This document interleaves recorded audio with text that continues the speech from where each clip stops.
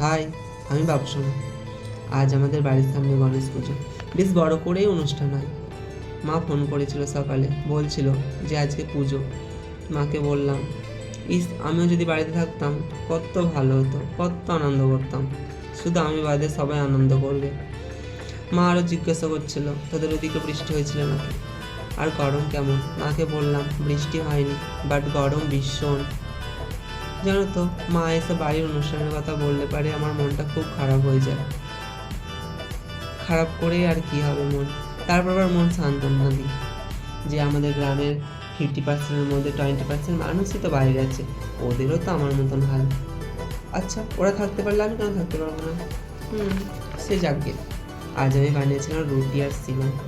জানো তো, এই রুটি বানানোর পিছনেও একটা বিশেষ কারণ আছে।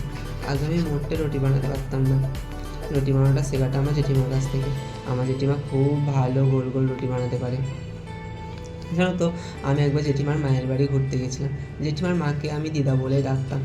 ওই দিদা এখন আর বেঁচে নেই, কিন্তু ওই দিদা না আমাকে আতপ চালের রুটি খাইয়েছিল।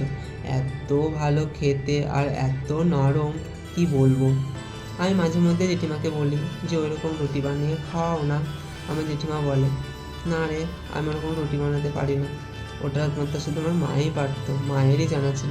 আমি বলতাম যে তুমি কেন রেসিপিটা জেনে নাওনি? কি আর করার বলো। চলো, আমি এলাচ দিইনি সিমাইতে, ছিল না এমন নাই, আমি এমনিই দিইনি। আমার এটাই বেশ ভালো লাগে এলাচের থেকে। আমার জীবনের গল্প তোমাদের সাথে আরও অনেক, তোমরা আমার সঙ্গে থেকে। আজকের মতো এইটুকু, টাটা।